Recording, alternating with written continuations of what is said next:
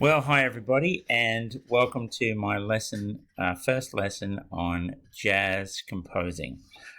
This is a series that I'm going to create where we're going to look at jazz and how to compose and how to write music for particular jazz styles, and I'm going to use MuseScore. So, before I start any further, what I'd like you to do is load up MuseScore and just go into a new file, and I'll guide you through it on the screen as we go. So if we can start by doing that, and I'm just going to pause the video while you get that ready.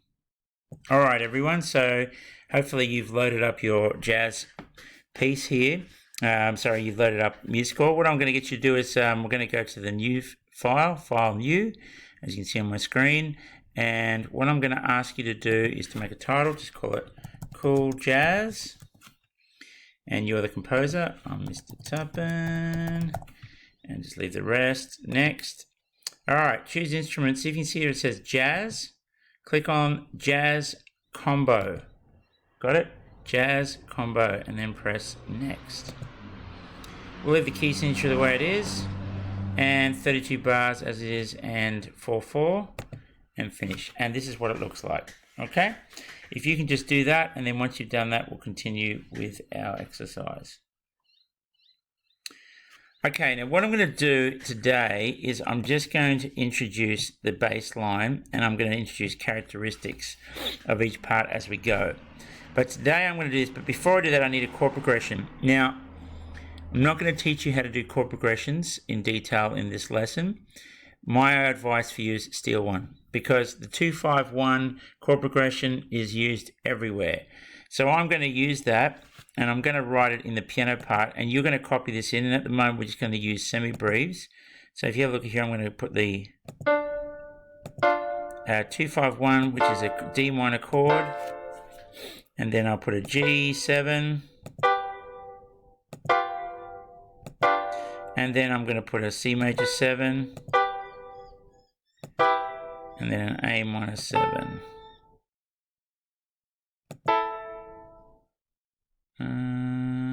Let's put a G up there.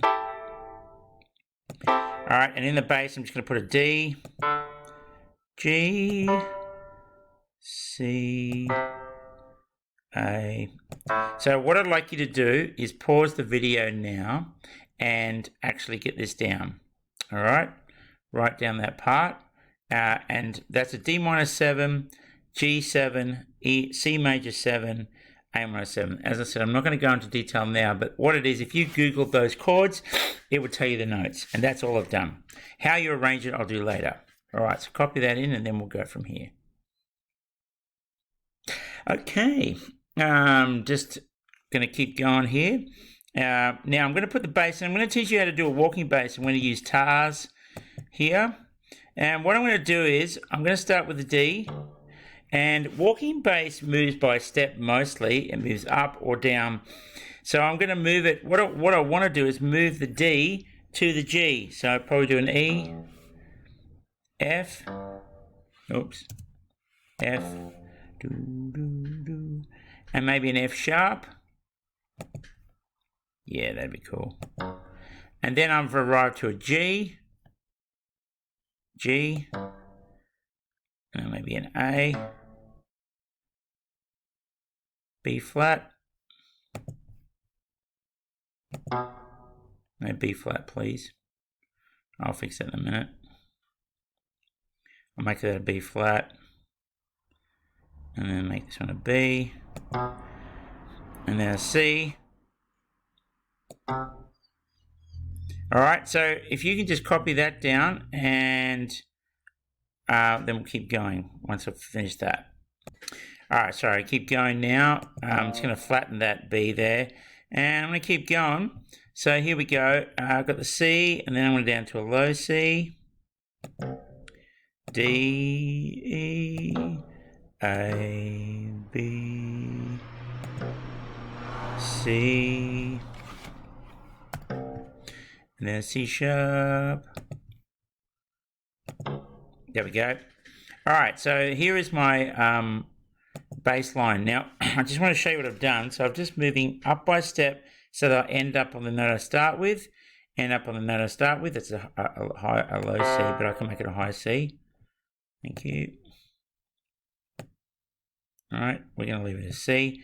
But then just went down an octave, moved up again, and then went straight down. So there is a gap there. But if you have a listen to it.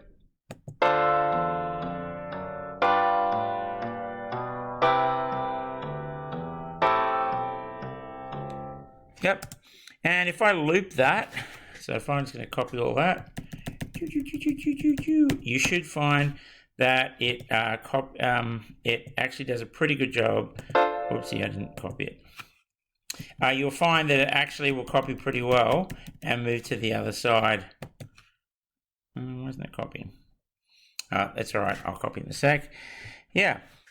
So that's what I'm going to do for today. So all I want to do is just recognize the chord progression, and then I'm going to get you to write your bass line here. All I want you to do with today, with this lesson, is to understand the walking bass, and you can change these notes around. Like instead of going up, you can go down.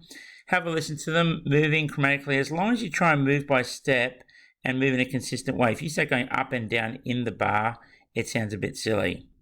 I'm just going to turn that into a thing. All right, guys. So that is our lesson for the moment. I hope that was helpful. And that's for lesson today. And then the next lesson, we're going to start adding a melody line. See you later, folks.